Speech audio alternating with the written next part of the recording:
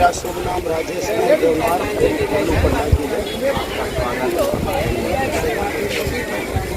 गया जी का मुख्य पिंडदान का ही महत्व है। गया जी में अपने माता पिता का पिंडदान राजा दशरथ का पिंडदान रामचंद्र जी ने किया था। तो रामचंद्र जी चले गए पिंडदान की सामान लाने। राजा दशरथ ने बोला कि पुत्र हमें हमारा तो मुक्ति करो। तो रामचंद्र जी चले गए पिंडदान की सामान लाने। सूर्यास्त होने से पहले पिंडदान का महत्व है। तो सूर्यास्त होने वाली थी, उसके दरमियान रामचंद्र जी नहीं आए। फिर माता सीता को भविष्यवाणी किया राजा दशरथ ने कि पुत्री हमको तुम जल्दी से उद्धार करो। तो माता सीता ने बोली कि पिताजी मैं कुछ यहाँ पे है नहीं तो मैं क्या दूँ। उस समय माता सीता जी कहाँ थे? माता सीता जी थे साथ में कहाँ? अयोध्या में? नहीं, गया में जब अयोध्या से वापस आ रहे थे ना तो गया मतलब कि अयोध्या आने जी जी जी। तो फिर माता सीता ने बोली कि मैं क्या दूं आपको पिताजी। तो राजा दशरथ बोले कि जो कछु है वही दे दो मुझे तुम्हें। तो माता सीता ने बालू का पिंड उठाया, राजा दशरथ का हाथ में पिंड लगा दिया बालू का पिंड। यही फाल्गु नदी है। जी यही थोड़ा सा दिखाइएगा इधर, ये फाल्गु नदी है। अभी इसमें पानी भर गया, पानी अभी फिलहाल में भर चुका है। और ये जो है रबर का डैम्प लगा हुआ है और उस तरफ जो है सूखा हुआ पानी।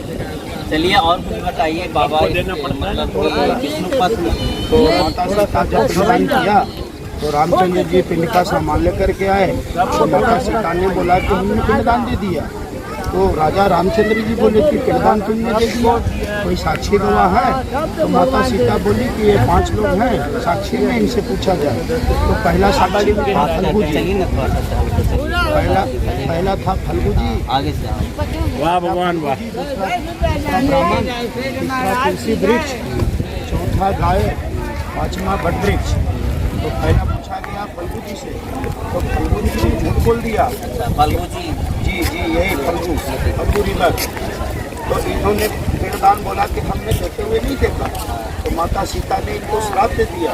माता सीता ने बोला कि तुम गुप्त गंगा रहोगी, तुम्हारे ऊपर सिर्फ जल जो है बरसात कालों में रहेगी, बाकी नेक्स्ट टाइम में पूरे नदी में जहाँ भी गड्ढा खोलोगे वहाँ से जल निकल जाता है। ऐसा क्यों कहा गया? इसलिए बोला था कि बालू का जो पिंड हुआ, माता ने जो पिंड किया, तो पिंड और दान दोनों शब्द एक साथ से जुड़ता है ना। तो माता सीता ने पिंड किया, दान नहीं किया। पिंड किया जाता है जौ का आटे से। तो जौ की आटा का पिंड बहुत नान होता ना, तो गाय भी खाता। गाय को भी नहीं मिला, ब्राह्मण को भी नहीं मिला, फल्गु जी को भी कुछ नहीं मिला। उधर इस प्रकार से राजा रामचंद्र जी लोग पिंडदान करते तो इनको सब कुछ मिलता है। इसकी वजह से उन्होंने झूठ बोल दिया। उसके बाद दूसरा पूछा गया गाय से, तो गाय ने भी झूठ बोला। ये भी बताएंगे, पहले ये तो ख़त्म हो जाने दीजिए। अच्छा बात है। तो पहला फल्गु जी से पूछा, दूसरा गौ से पूछा, तो गौ ने भी झूठ बोल दिया। तो गौ को श्राप दिया कि कलयुग में तुम भ्रष्टा खाओगी। इसलिए गैया का मुख जो है अशुद्ध है, वो पूछ का पूजा होता है और उसका गोबर का पूजा होता है। तीसरा ब्राह्मण से पूछा, तो ब्राह्मण ने भी झूठ बोला। ब्राह्मण को मिला श्राप मिला कि संसार में तुमको जितना भी दान दक्षिणा मिलेगी संतुष्टि नहीं मिलेगी। चौथा तुलसी जी से पूछा, तो तुलसी जी ने भी उनको भी श्राप दिया। सीता माँ ने बोला कि तुम्हारा पूजा तो होगी लेकिन कलयुग में तुम्हारा उत्पन्न होगा गंदगी जगह में, इसलिए आप घर में लगाते हैं। तुलसी जी तो नहीं उगते हैं लेकिन नाला नाली में उग जाते हैं। तुलसी जी एक ऐसा चीज़ है कि जिस चीज़ में आप डाल दोगे वो प्रसाद का रूप लेता है। वो पवित्र है। हाँ, क्योंकि वो पवित्र है। उसके बाद पूछा गया बरगद का वृक्ष से, तो बरगद ने बोला हमारे ऊपर जो है पिंडदान दर्शन पूजा करने आएगा उनका तुम साक्षी रहे। ये सीता माँ का महात्म है, सीता कुंड का। और गया जी का महात्म है। पंचकोशम गया क्षेत्रम, कोष कोष गया शिव है। 5 कोष के अंदर गयासुर का शरीर है, उसी 5 कोष के अंदर गया जी का महत्व है। 5 कोष के अंदर कहीं भी आप बैठ के पिंडदान कर लोगे आपका पितृ तो अच्छा, गयासुर का वध मतलब किसने किया था? गयासुर का वध नहीं हुआ था। गयासुर के ऊपर भगवान विष्णु ने यज्ञ किया है। तो भगवान गयासुर नाम का जो राक्षस थे ना, वो बहुत शक्तिशाली राक्षस थे। उनको जो भी लोग स्पर्श करते थे वो मनुष्य गुजर जाते थे। तो सारे देवता लोग देख कर के घबरा गए। उन्हें कह रहे ये क्या हो रहा है। फिर तो सृष्टि हमारा बेकार चला जा रहा है। हमने जो सृष्टि रचा वो सृष्टि बेकार है। तो ये राक्षस है, इनको लोग पूजा करते हैं तो लोग स्वर्ग चले जा रहे हैं। हमारे ऊपर न जल चढ़ता है न फूल चढ़ता है। ये कैसी लीला है, इसलिए रचा गया। तो ब्रह्मा जी ने आदेश दिया कि देखो मैं सृष्टि करता हूँ, मैं कुछ नहीं कर सकता हूँ। इन त्रिलोक का मालिक है भोलेनाथ, आप उनके पास जाओ। फिर सारे देवता निराश होकर के चले गए भोलेनाथ के पास। तो भोलेनाथ भी डिनाइड चले गए। भोलेनाथ बोले कि ये हमारा विभाग नहीं है, सिर्फ पालनहार भगवान विष्णु है, वो करेंगे वही करेंगे और गयासुर उन्हीं का भक्त। तो फिर सारे देवता निराश होकर के फिर भगवान विष्णु के पास गए। भगवान विष्णु क्षीर सागर में लेटे हुए थे, माता लक्ष्मी पैर दबा रही है, ब्रह्मा जी नाभि से उत्पन्न हुए। भगवान विष्णु ने बोला क्या बात है, आप लोग क्यों आए हो हमारे पास? बोला प्रभु आपकी एक भक्त है जो वो गयासुर नाम का एक राक्षस है, वो बहुत बड़ा शक्तिशाली और तेजस्वी है, उसको लोग स्पर्श करते हैं तो स्वर्ग चले जा रहे हैं। प्रभु हमारा पूजा कोई नहीं कर रहा है, ऐसा क्यों हो रहा है?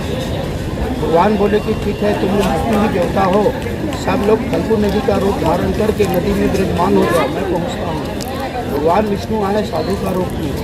उसके बाद गयासुर को देखे कि तपस्या में नहीं है। 2 बार आवाज़ लगाए भगवान विष्णु, गयासुर ने नहीं उठा। भगवान विष्णु ने उसका तपस्या को भंग कर दिया।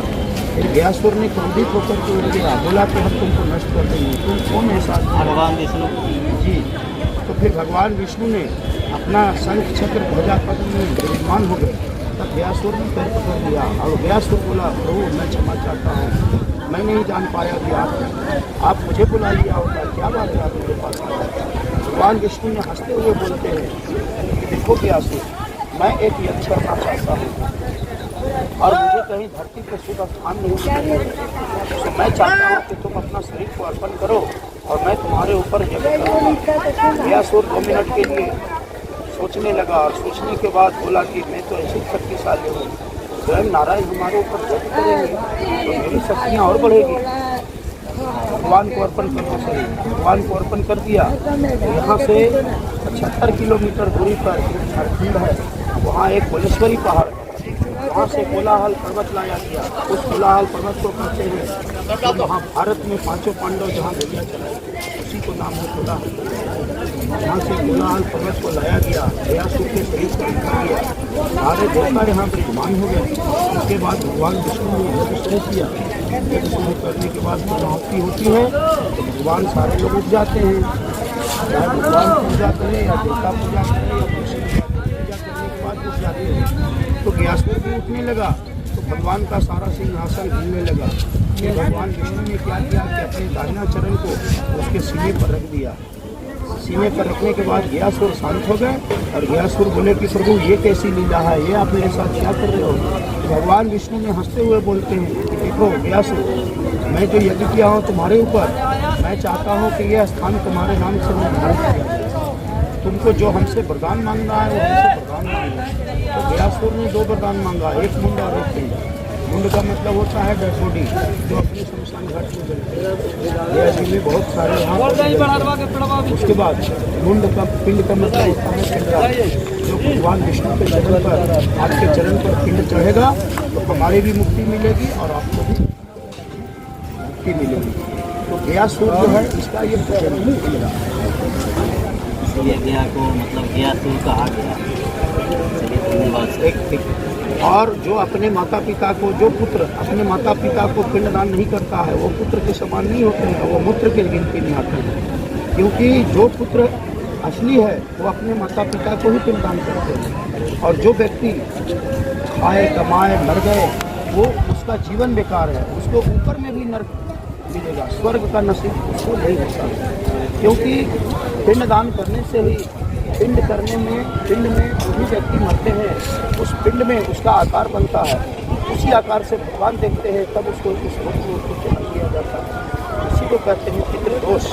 जो कहते हैं कि घर में हमारा सुख शांति नहीं है, लड़ाई है, झगड़ा है, ये सब का मुख्य कारण होता है पितृ का दोष।